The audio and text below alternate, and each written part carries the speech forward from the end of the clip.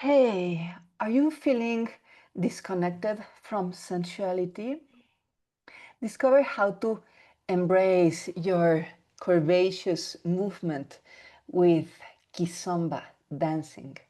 I'm Candia Raquel, and you are at the Sensual Sessions Podcast, the place to explore sensing pleasure through your senses and moving in a way that it's free from inhibition and full of self expression. Make sure to subscribe to get these episodes delivered on your inbox every week at my website, Candia Raquel, which is my name.com, CandiaRaquel.com. And today we have a very special guest. This is Tzer. She's from Sweden but lives in Amsterdam, and she's a dancer instructor. She's the winner of the Olympiads of Kizomba in 2019 in Amsterdam, and she's also the host of Dance and Talks podcast. Welcome, Tzer. I am so happy to have you here. Yes, I'm so happy to be here, to be on another podcast as a guest. Yay! Yay! Hey, so I know that you were a hip hop dancer, and I can relate with hip hop because I used to do graffiti in my teenage years, and I used to dress with baggy pants and big sweatshirts, and practically I blended with guys. Like I was just another dude, another guy. Like my, in a certain way, I diluted my femininity, my expression of femininity, to blend in with a very masculine ruled um, atmosphere, and I found belonging, and also like it was, I found it easier to be like recognized and respected for my artistic prowess, and not just be seen like a sexy girl that is the girlfriend of that guy. And it took me a while to embrace my femininity, and to actually, it was a girlfriend that told me like, why are you dressing like a man? And she was like very shocked and offended because she was like very feminine and dressed in the traditional feminine way.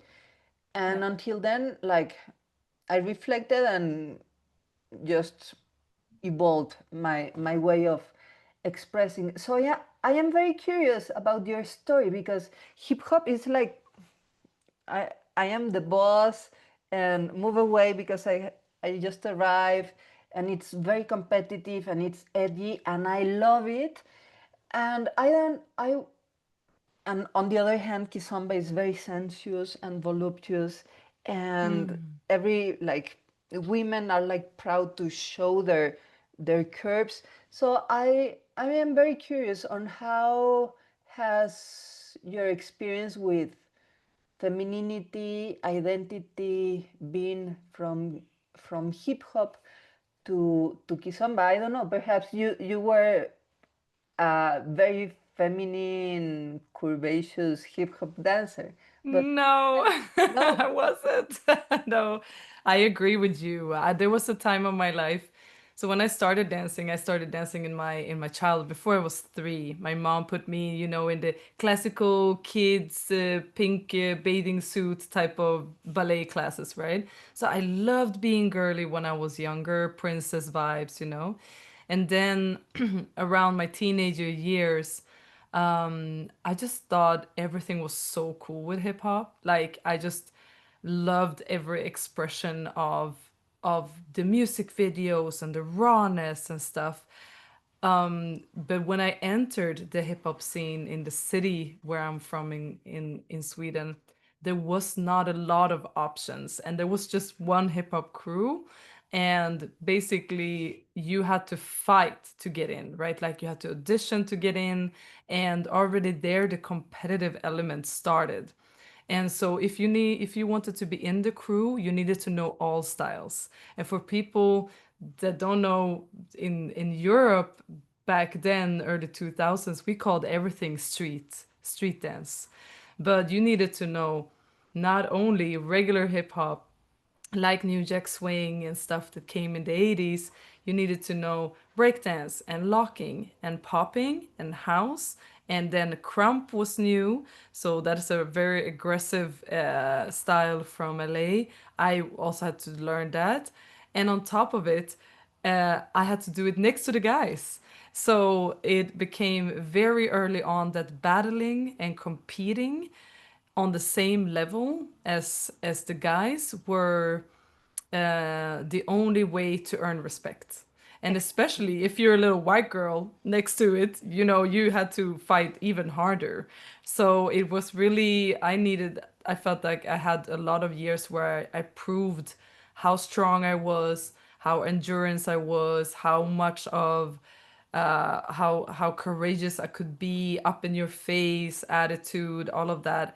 And I was also in the XXL baggy clothes with the cap, with the bandana. It was you got served for all of the money. So, and then around when I was around 14, I had a little bit of a side love, and that was when Sean Paul became big. So Sean Paul and dancehall was kind of like a thing on the side. It wasn't counted as like real hip hop, but it was something that me and the girls within this hip hop crew would do. And the thing with dancehall and Jamaican culture is that you have these two extreme opposites of hyper masculine gunshots, singing and dancing like you're gonna kill one another, and then you have the extreme feminine, which is the female part of it, and that is I can be as sexual, as aggressive with my sexuality, sensuality, in your face as the men. And so that kind of suited me because I was already in this explosion, very aggressive style of hip hop. So I also leaned into dancehall, and that was my way into femininity. It was all outside, jumping in splits and shaking the ass to all the beats and still being like in your face with it. And after that, when I became a little bit older, I got into my education in hip hop. I found whacking, and whacking and voguing has way more feminine in curves. So it basically just gave me a completely new way of moving with my arms, where it was more dramatic postures and more the way you danced in heels and the way you moved your hips was way more uh, classy and elegant and womanhood in a more dramatic Hollywood movie way. That's kind of where whacking stems from.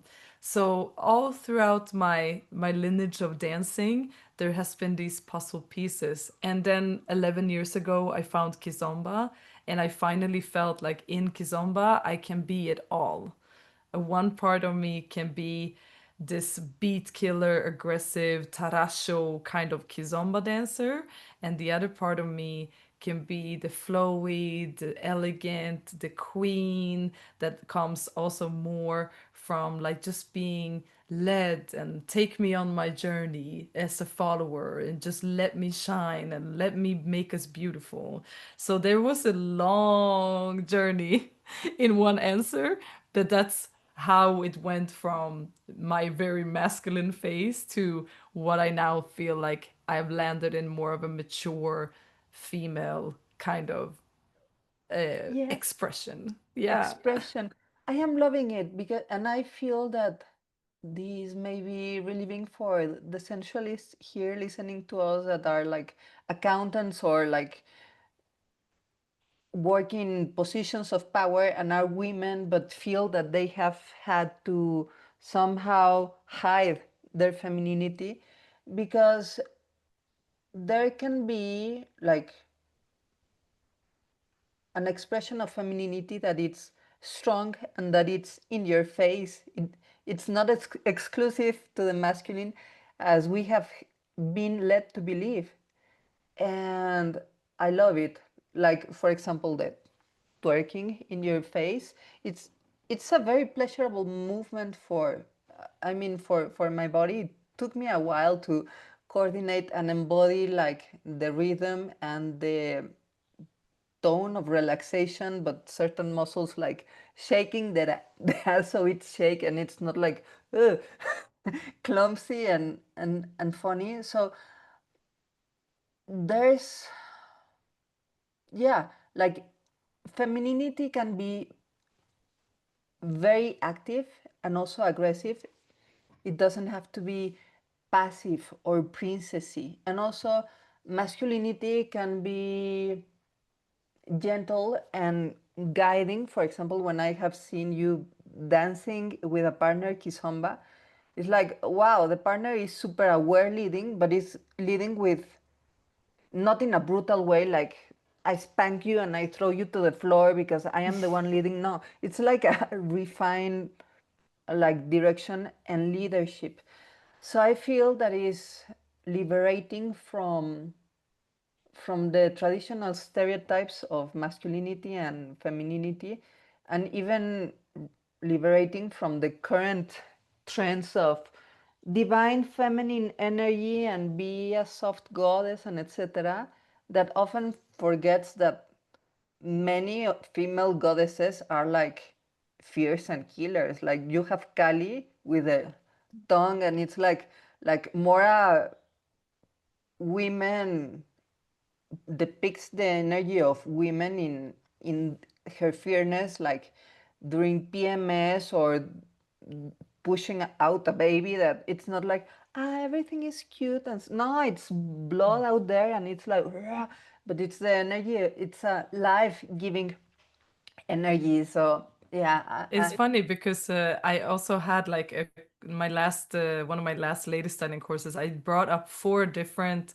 feminine goddesses, and it's exactly what you're saying.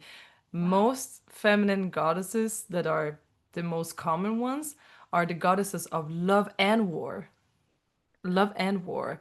Most of them has that this duality, and it's interesting because, as you say, I think that Christianity has had a way of putting mother, the mother figure, the female figure, as pure and mother. There's nothing else. You're either virgin and pure, or you are the mother that are not a sexual being. You are nurturing the children, right?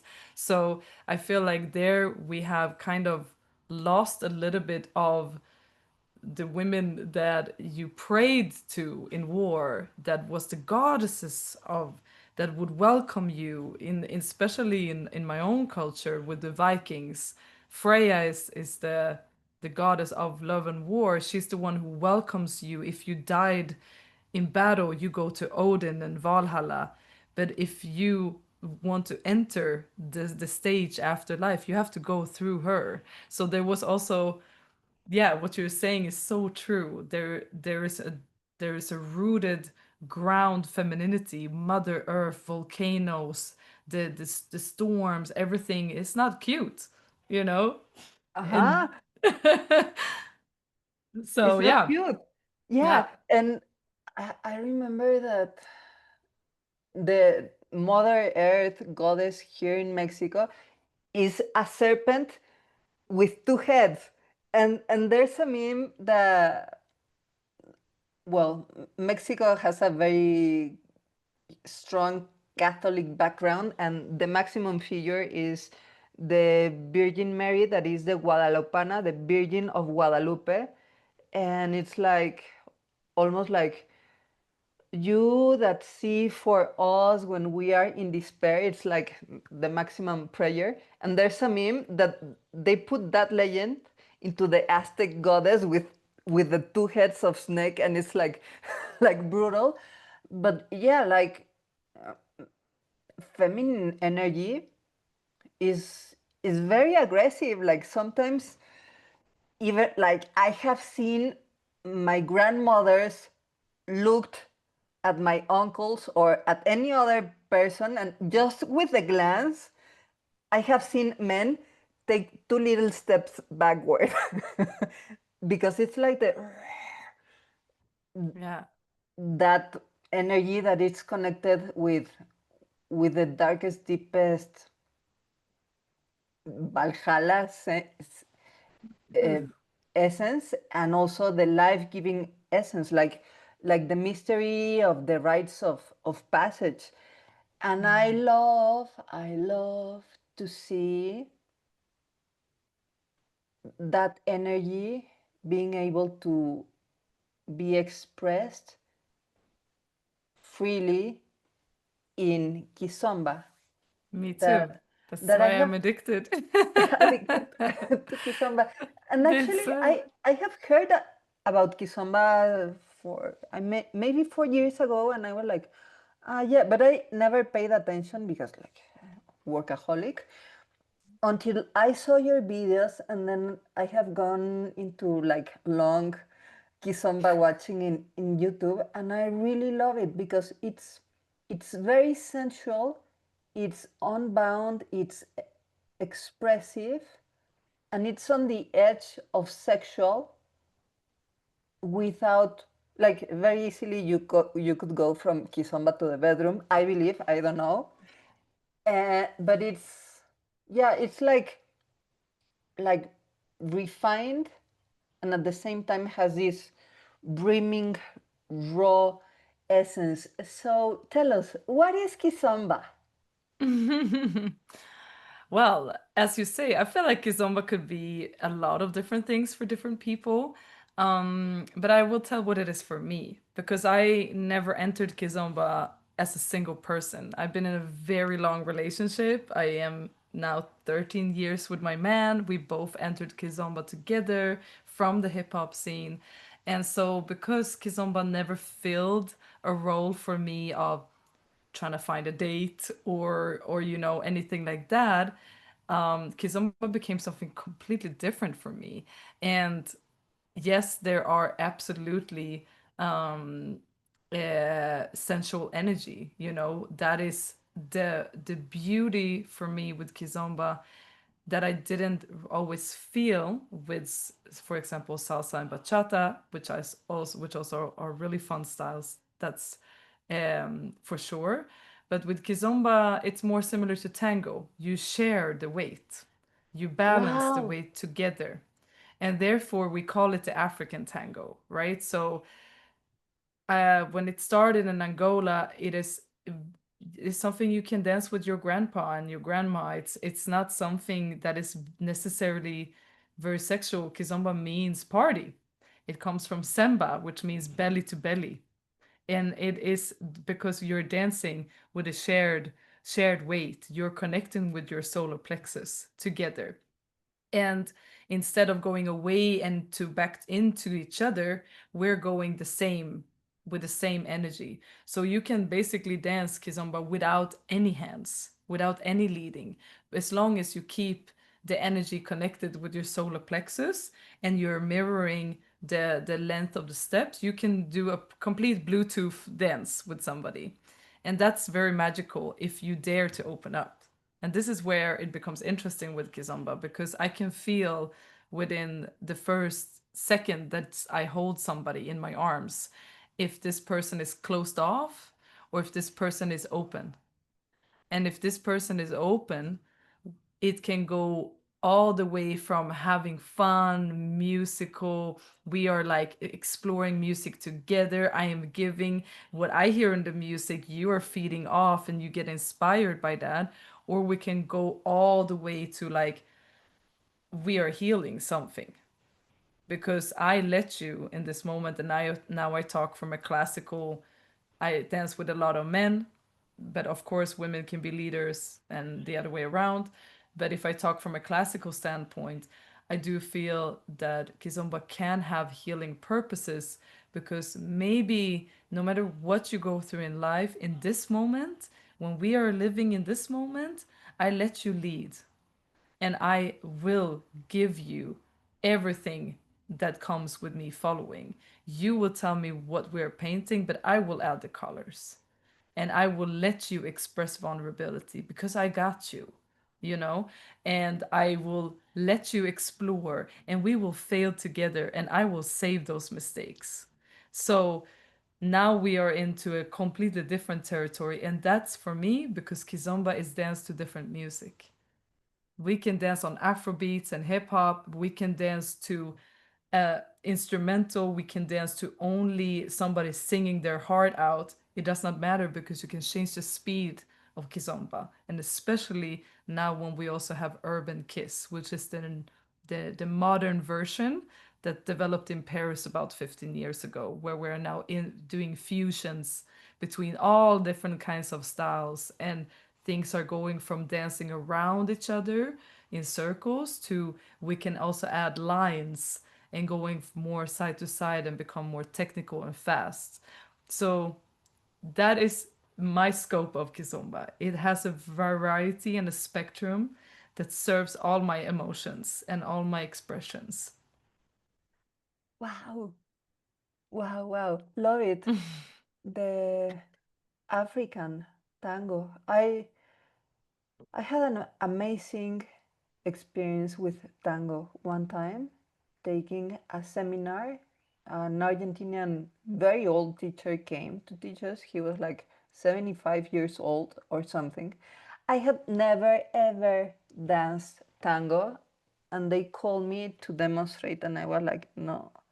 I am sometimes when I get shy, I get very clumsy, and I was like, I was red and super like scared, and and he was like such a gentleman with that manly energy, like very interesting man. One of the most, I would say, handsome man that I have met. Not because of the face or whatever. He was very old, but like wow, the energy of his steadiness, and I was like, I trusted, and it was.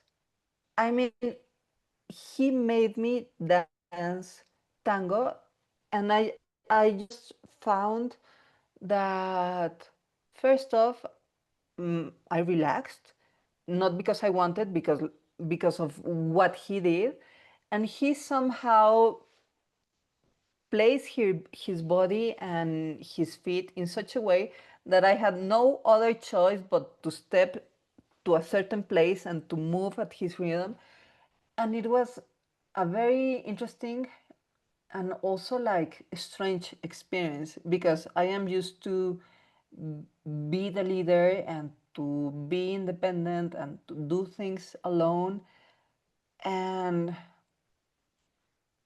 it was like wow, there's Yeah. like a superior way to leading. And what I am hearing from you is that there's also a mastery to being led, to Mm. allowing someone else to lead you. And first off, the empowerment that trust gives. And like, Mm. I trust you to lead me, and we are here together, and I know what we are doing, and I could also lead you, but I'm gonna support you on you practicing your leadership. And if something happens, I've got you, and I'm gonna solve the mistakes along the way. So it gives me like a like solace, because sometimes like I try to practice my feminine side in the receptive way, in the letting myself go and surrender and trust, and it's very hard because I have trained the other side, like the structured side. So for us women that want to embody this this other side, the side of yielding and being more like water, remembering that water can be also very hard. But how can we connect with that essence of confidence and certainty and safety letting go. Yeah. I feel like you're also tapping into something that I am also a subscriber of, right? I feel like this is a society thing, right? We fought so hard as women for our rights that now we are just as good as doing it in the male way in Yeah, society, right? We're yeah, so good at the structure. We can multitask and we can do all the home stuff as well. So not only is it a personal problem, it's just a society thing at this point where we are now the time of being um completely relaxed and completely just joyous um of being a feminine being has very little space in society in general. And for me, couple dancing was that part. It was so hard for me to learn to be led because I come from hip hop, and again I was next to them, but I was just as forceful, just as big, just as strong, you know? And to go to letting somebody taking the lead took a long time, and now I'm realizing because in my mind being feminine was more weakness than if I was strong as males, rather than seeing as wow, a woman that can tap into just being present, not thinking about the 10 different things that are going to come up that we need to do, but just being in our body with our flow of water, being connected to whatever.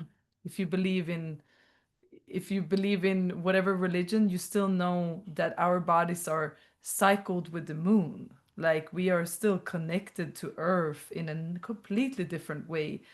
Our cycles are 28 days, just like the moon. There is a connection and a mysteriousness and a magical aspect to us that has no value in money making world that we're living in. But when we are getting into it, and for me again in Kisomba, when I get to be in that, it that life force spills over to the rest of my life. And suddenly I take more time to talk. I am not rushing meeting my friends. I am not trying to think about what other people are going to think of me because I just am. And this space makes it me a better dancer because I'm not worrying about what step is going to come, what is he going to try to lead, and I am also not worried about the mistakes I did because they have already passed. We're just in the now and we're enjoying this time. And that joy and that relaxation is like a revolution in itself. And so like a lot of times when I have danced with somebody, the word isn't like, "Oh, you make me feel so great." No, they are saying, "Oh, it feels a little bit intimidating." And this is a power I believe that we don't think about, how sometimes just us being and enjoying is a power in itself. And so if we can create pockets of this throughout our everyday life, maybe dancing can help you get there, but trust me, there will be transformation because it spills over to how you connect with people, how you feel energies with other people. When you see postures, you can read them better.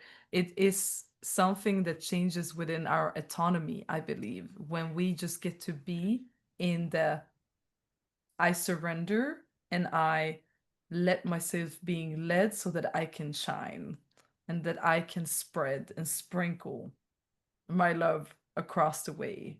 So, yeah, maybe that yeah. answered the question a little Yes, bit. totally, definitely.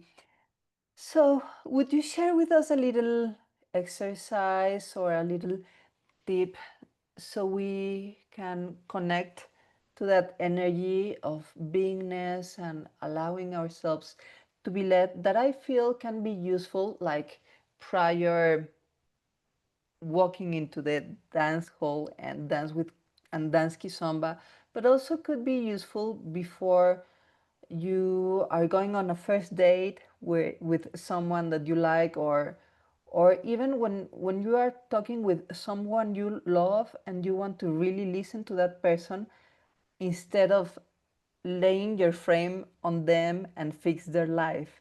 Just like, Mm. what's a easy practical way to connect with this beingness and with this openness and trust to being led. Mm. Well, I think that I can definitely, as a physical exercise, sometimes I do this with my dance students as well. Um, is simply, and it's so simple, but it's also yet so hard. But literally to touch yourself from your fingers to your toes. And I'm talking about just a slow, and even if you think you're slow, you take it slower. This stroke makes it a little bit more present because if you can touch yourself, you're gonna feel also all the things. You feel your veins, you feel the blood that is pumping, you feel the skin, and even the scars, the scars that made you who you are, the different shapes that your body have been taking, the sizes. All of this is yours. And it's, you can call it your temple, you can call it your trophy, whatever, but all of it, even the hairy parts, it's all yours, and it is so alive. And because Yeah. you feel it, and because you are alive, there's still time to change it to what you want to do, to how you want to move, to how you want to present yourself, to how you want to feel. So, just this simple exercise of just feeling that you are still alive and there's still time, and that all of these years, wherever you've been walking, all the different countries your feet has been on, traveling, all of this, your body has carried you, and it is so worthy of your love and is so worthy of your attention. This is a very simple physical exercise that just kind of takes you back a little bit into the presence. Yes. And especially if you are gonna go out and you maybe feel a little bit nervous, then feel that. Like, oh my God, you feel it. You feel it a little bit like, oh my God, I'm gonna go out and maybe I'm gonna get to dance with somebody, or maybe I'm just gonna just have a good time. Maybe I get to know somebody new, or I'm gonna listen to some good music. Like all those feelings, to meet that with like, oh my God, I am feeling it. That's nice. I have emotions. Great. Congratulations. Yeah. You're in contact with something, right? And then when it comes to talking with your friends, if you're thinking more on like a how to be more in the moment, how to not be a people pleaser trying to solve other people's problems, I think that just being a space holder is where you can actually give the most, you know? And we talked about this, me and my best friend today. How do you, when you're a leader, even if it's podcast or you're a dance teacher, it's hard not to give advice. We're giving a lot of advice. And to be honest, most of it just goes in and out because your setup, your uh, personality, your experiences are so vastly different from everyone else that the suggestions and the advices you give sometimes only work for you. And so, my biggest tip is to change the perspective. You can change and you can ask, you know, uh, is this the problem or is there something underneath? Is this actually how you want to move forward? Or are you just kind of doing a repetitive pattern? So, more of check ins and offering a change of perspective is actually more helpful sometimes than trying to problem solve. And again, I am not saying I'm not doing this very often myself. It's a practice. As Yeah. women, I feel like we are the micromanagement skills captains. Yes. But if we can offer more of a space holding and a perspective change, then I think that you will see more results in your friends and family. Yeah. Fantastic. I am loving this approach of space holding for the people that you love, and also space holding for ourselves, our own experience, our own sensitivity, and that's how I like interpret the safety that I am feeling immediately by touching myself very slowly and very gentle, like, oh, okay, I have this space where I live, that is my body, that it's myself, and I am feeling it now. And feeling can only happen in the present. And I have just embodied that sensation of I am not worried about my mistakes because they are behind, they are in the past, and I am not planning either on the future because I am like flowing with the watery unfolding of this moment. And this is Right? marvelous. Teaser, so tell us, how can Yeah. we learn more from you? Oh, I'm so happy. Thank you, first of all, for having me. So, so nice to be your guest on the Sensual podcast. And yeah, I have just started to do more online privates, actually. This is a new phase of my work. But I am on Instagram most of the times is Teaser, my nickname Tzer, Fuse, Fuse. And on my Instagram, you can obviously find a lot of my links to my upcoming events. And I want to especially invite people that maybe are looking for a retreat. I'm doing my first retreat in the Netherlands the 13th to the 14th of September. And I'm going to take a small group of aligned women with me out in the forest for 2 days. And we're gonna go 1 hour outside Amsterdam in a protected forest area where we're going to do dancing. We're gonna go and move in the forest together.